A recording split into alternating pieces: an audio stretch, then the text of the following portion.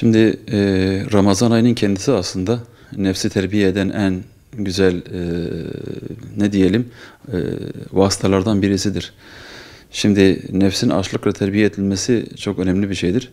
Şimdi nefsin vücudun ayakta durması için gereken gıdayı alma noktasında bir günün belli saatlerinde engellenerek Cenab-ı Hakk'ın emrine riayet eden insanların fıtrata yerleştirilmiş olan diğer duyguları kullanması ve onları aslında onun istediği doğrultuda kullanması aslında daha kolaydır. Yani insanlarda birbirine karşı düşmanlık, birbirine karşı kin, nefret veya kırgınlık vesaire olabiliyor. Fakat bunları hakikaten Kur'an-ı Kerim'in emrine de baktığımız zaman, hadis-i şeriflere de baktığımız zaman çok uzatılmaması gerektiği yönünde sürekli mesajlar alıyoruz. Bir işte Kur'an-ı Kerim'deki ayette innemel mu'minune ihvetun fe aslihu beyne ahavaykum. Yani bütün müminler kardeştirler ve kardeşlerin arasını ıslah ediniz tarzındaki ifade aslında önce ıslah olun sonra ıslah edin anlamını barındırıyor. Yine Resulullah Aleyhisselatü Vesselam'ın bir müminin bir mümine 3 günden fazla küs kalıp ona dargın olması uygun değildir diyor. Şimdi bütün bunları nazar itibar aldığımız zaman ve bizi yönlendiren eğer bu ilahi kaynaklarsa bizim buna itibar etmemiz gerekiyor. Bir de Cenab-ı Hakk'ın bizlere, insanlara özel olarak bayram olarak ilan ettiği bir gündür. Cenab-ı Hakk'ın şöyle bir vasfı vardır. Vasıf mı diyelim yani böyle söylemek belki uygun mudur değil midir? Sıfat anlamında veyahut da yarattığı şeylerde görmek istediği anlamında söylediğimiz zaman yarattığı varlıkların kendi emrine ittiba ettiğini gördüğü zaman bir memnuniyeti mukaddese dediğimiz böyle bir şey vardır, bir güzellik hissediyor. Bir his mi diyelim, his desek insana indirgeniyor. Fakat Cenab-ı Hak böyle insandan memnuniyet duyuyor. Çünkü Kur'an-ı Kerim'deki ayetlere baktığımız zaman benim emrime ittiba ediniz diyor. Şimdi benim emrime ittiba ediniz diyen bir insanın emrine ittiba ettiğiniz zaman normal bir insan olarak baktığınız zaman insan bile memnun oluyor. Kaldı ki yaratıcı kendi bünyesine güzellikleri koyduğu bir insanın kendi bünyesine işte o doğru duyguları, doğru davranışları koyduğu bir insanın kendi emri doğrultusunda hareket etmesinden elbette memnun olacaktır ve mükafatını da bizlere ecir olarak, işte belki cennet olarak, belki dünyada güzellik olarak, ahirette güzellik olarak inşallah verecektir. Bu manada bizim aslında İslam aleminin genel manzarasına baktığımız zaman, nefsimizden başladığımız zaman, ikili diyalogtan başlayıp bütün İslam alemine doğru açıldığı zaman bu dargınlığın lüzumsuzluğu zaten ortada. Neyi paylaşamıyoruz? Neyden dolayı darılıyoruz? Şimdi bizi birleştiren bu kadar unsur varken hangi unsurdur bizi birbirimizden uzaklaştıran? Şimdi bir defa aynı Allah'a iman ediyoruz. Aynı peygambere iman ediyoruz. Aynı kıbleye dönüyoruz. Aynı camide namaz kılıyoruz. Ve bizi birleştiren o kadar çok unsur var ki güzel bir ifadeyle işte Bediüzzaman'ın ifadesiyle bunlar bizi birbirimize yaklaştıran Uhud dağı kadar böyle büyük etkenlerken bizim çakıl taşı hükmündeki ufak tefek şeylerden dolayı birbirimize dargın kalmamız, birbirimize küs kalmamız hakikaten çok büyük mantıksızlıktır. Biz kardeşiz.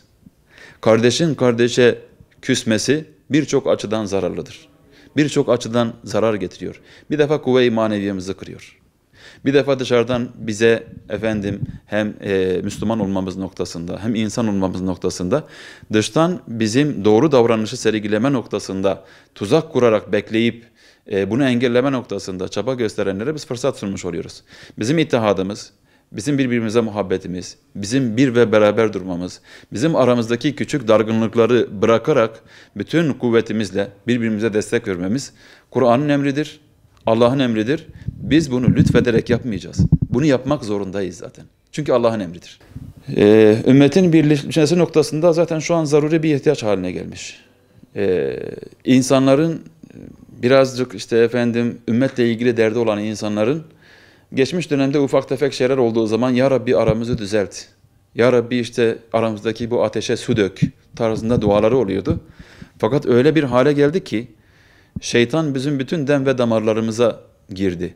Hem normal bizim bildiğimiz Cenab-ı Hakk'ın yaratmış olduğu şeytan, hem insi şeytanlar, hem de devlet bazında gördüğümüz şeytan tıynetli bir takım insanlar, bir takım devletler, Müslümanların bütün damarlarına girmeye başladılar.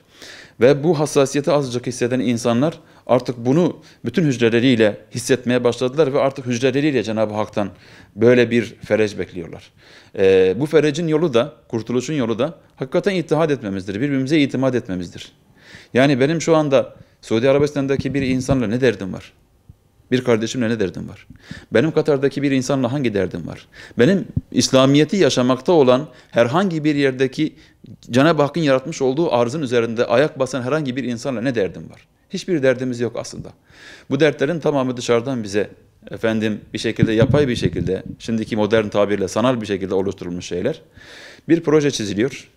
Bir plan yapılıyor. Bu plan çerçevesinde Müslümanlar birbirine düşürülüyor. İşte biz bu noktada bizi birbirimize bağlayan manevi rabıtalardan gafiliz. Bu rabıtaları bilmemiz lazım. İkincisi, şu ana kadar yaşamakta olduğumuz mağduriyetlerin bizde oluşturmuş olduğu bu ümitsizlik hakikaten bizim Cenab-ı Hak'tan neredeyse ümidimizi kesmemize vesile olmuş, sebep olmuş. Bu da belki hani şu an başımıza gelenler de belki böyle bir duygunun neticesidir. Halbuki Kur'an-ı Kerim'de Cenab-ı Hak bizlere benim rahmetimden ümit kesmeyiniz. La taknatu min rahmetillah ifadesini kullanıyoruz. Bu manada bizim o manayı diri tutmamız lazım. Bunun dışında kendi aramızda olsun, kendi başımızdakilerin olsun hem ilmi noktada hem de davranış noktasında karşıdakine uyguladığımız istibdat. Hem devlet bazında ümmetin başına uygulanan istibdatların tamamı bu ittihadın biraz da gerilemesine sebep oluyor. Yani düne kadar beraber yürüdüğümüz bir Müslüman kardeşimizin dışarıdan birilerinin fitnesine maruz kalarak bir anda farklı bir gözlük takarak bizi farklı bir gözle görmesi bizdeki zaaftan kaynaklanıyor.